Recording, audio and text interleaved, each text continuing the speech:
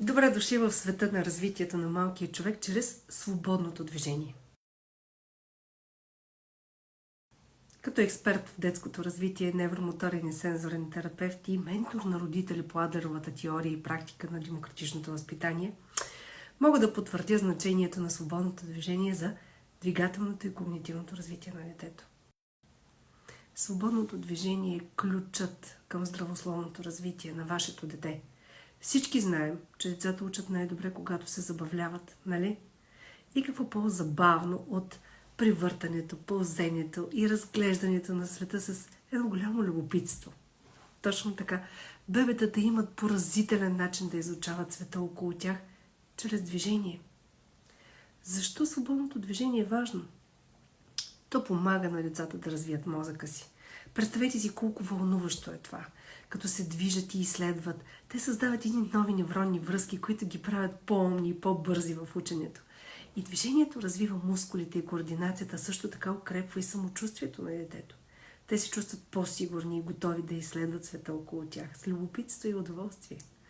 Първичните рефлекси са автоматични движения, които се проявяват при новородените и малките деца като част от тяхното нормално развитие.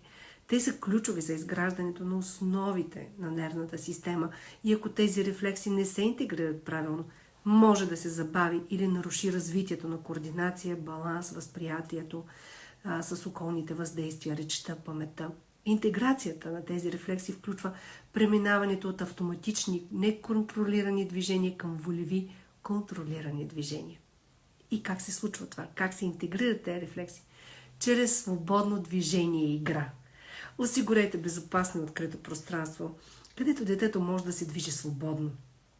Падането и ставането са част от процеса на учене и развитие на мускулен тонус и баланс. Насърчавайте да изследват, да играят. Играчките, които стимулират движенията като пълзене, хващане, ритане, са особено полезни. Поставянето на детето по корем стимулира пък поддигането на главата, укрепва мускулите на врата и на гърба, които са важни за ученето. Това подпомага и интеграцията на рефлексите. Позволете на детето да седи и да лази. Това не само стимулира моториката, но и подпомага развитието на вестибуларния апарат, важен за ученето след време. Упражнения, които стимулират различните сетива, зрение, слух, допир, могат да помогнат за интегрирането на рефлексите и да развият речта. Например, играчки с различни текстури и звуци. Ритмичните движения, повтарящите се движения, като люлеене в ритъм, игри, могат да подпомогат успокояването, интеграцията на рефлексите и успокояването на вашето дете.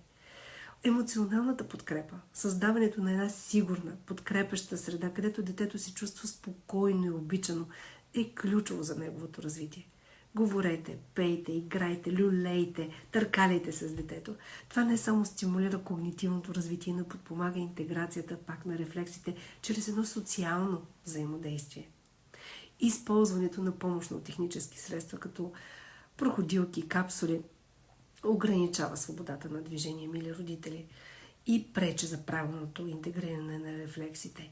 Децата, които прекарват много време в тези помощни средства, могат да развият неправилни модели на движение, които да затруднят по-късно развитието им и академичното им знание. За да осигурите оптимално развитие на вашето бебе и дете, свободното движение е от съществено значение и Памперс създават Памперс Пантс, за да със специално внимание към нуждите на децата за свободното движение. С тези еластични ленти, маншети се прилагат толкова лесно към тялото на детето, предпазвайки го от протичане и му осигуряват една свобода в движението. Дизайнът подпомага обръщането, пълзението, прохождането, като предлага удобство и сигурност на вашето малко чудо. А и е прекрасен преход за махането на памперс, за научаването как се свалят и как се дигат гащите. А махането им се случва около 2-3 година. Осигурете на вашето бебе най-доброто с Памперс Пантс, защото всяко движение е важна стъпка към големите мечти на вашият малък ангел. Аз и Памперс сме тук, за да ви помогнем. Бъдете живи и здрави, следвайте ритъма и посоката на детето. Аз съм убедена, че то ще даде най-доброто от себе си и ще видите каква изключителна личност е вашето дете.